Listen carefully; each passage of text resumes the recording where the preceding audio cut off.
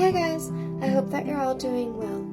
I know that we have been working through some of the yoga concepts along the Eightfold Path of Patanjali. So to take it one step deeper, I wanted to introduce to you guys the 5 different koshas, okay? And to introduce this topic, I wanted to bring out the Bhagavad Gita as it is, which is one of the sacred texts from India that kind of has huge importance in Hinduism and a lot of its different sectors. So one quote that starts to introduce the idea of koshas, and koshas means sheaths, so the 5 different sheaths of the body is the following.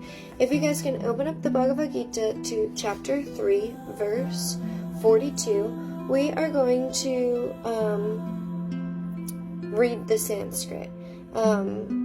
So it says, Indriyani parani arhur idriyabeha param manasa tu para budir yo bude paratas tusa. And so the translation of that means the working senses are superior to dull matter. Mind is higher than the senses. Intelligence is still higher than the mind, and he, the soul, is higher than intelligence.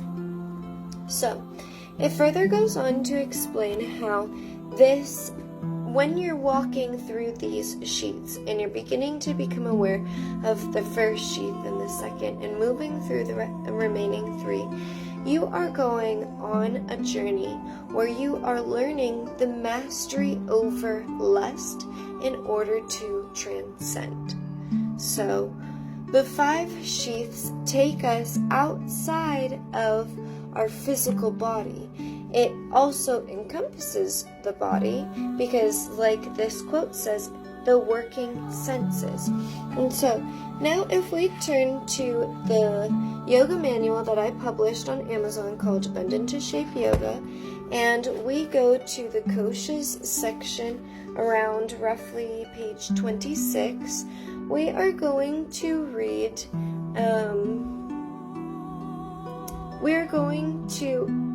the summarization, or just kind of pull the names of each of these 5 sheaths. However, the original text, but I don't have the book here with me right now, comes from the Taittiriya Upanishad. So, in the Bhagavad Gita quote, the first layer that they mention is called the working senses. No. They say the working senses are superior to dull matter. So sorry, we're talking about dull matter, the physical body. Dull matter is the first sheath, the first kosha, and that kosha is called Annamaya kosha. There's 3 derivatives here. Kosha being sheath, Maya is illusion. So Anna is labeling what type of illusional sheath your state of consciousness is in, or you're existing within. So Anna is the reference to body, and that comes from one of the deities that is superseding all of the relationships to food, to fruits and vegetables, to how you eat, Ayurveda in specifics. And so when we're saying Annamaya, we're looking at our physical body and we're looking at the dull matter of our makeup, okay?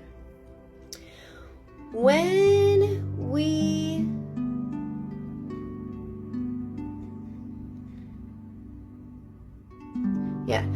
go to the second sheath, we are working with the senses. Okay, so this becomes a little less tangible. You can feel things, you can taste things, you can see things, smell things, hear things. But this one, we really get to heighten those senses through our pranayamic journey. So this is the second layer, the second sheath, and it starts to use prana. It starts to, what's the word I'm looking for? It starts to, prana feeds our senses, right? It's our life force energy. So we can heighten our awareness by working through the different senses. There's a meditation where you actually just focus on, your senses and hearing something close by, hearing something far away, seeing something close by, seeing something far away, and so forth. So pranayama helps the second sheath, helps control the senses, and it is the pranamaya kosha. So pranayama is the practice, pranamaya is the kosha, because it's the illusional sheath of the senses. Then when we go into the third sheath, the Bhagavad Gita calls the third sheath the mind. And so our mind is before the veil. It has contamination to ego.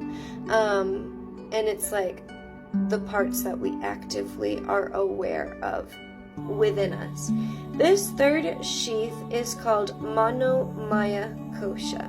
So this is where we also process all of the emotions, where it translates emotional syntax into mental processes, right? So that's the third layer. The fourth sheath, the fourth kosha in the Bhagavad Gita is intelligence. Intelligence is higher functioning of your brain, the subconscious, what goes on behind the veil. It's really like when you really tip the scales in these 5 sheaths in your study process. When you're in the intelligence, you're really like a novice transcendental person. You're really enacting in your transcendence, in your knowledge. This sheath, this kosha, is your intellect, your wisdom, and I think I mentioned earlier, your intuition. All of this kosha, all of this sheath, it's the one that I struggle to pronounce the most, is the Vijnana Maya kosha. And yeah, so this is the intelligence section after the veil. Yeah, I think I said all I wanted to say on that part. And then the last sheath, the Bhagavad Gita says it's the soul, it is the aura, it is Krishna, an avatar of Krishna. An avatar of Krishna called Ananda actually is like the overseer of the sheath, and it is Anandamaya Kosha. And this is your spirit, the soul, samadhi. It's the inner collectiveness of the super soul, the all over being, the seer of all that is within the microcosm, right? So, again, these are the 5 koshas, the 5 sheaths of our body. This is kind of a philosophical, heady bit of yoga. You can find that direct quote in the Bhagavad Gita, as is chapter 3, verse 42, and you can read the author's description that further talks about how going through each of these layers and creating a stronger awareness is your path to transcendence from lust. So I hope you guys enjoy. I hope you guys are interested in buying my book on Amazon.com, and I hope you guys are interested in joining me June 1st for my online yoga teacher training course. Thank you so much, and have a good day. Ciao.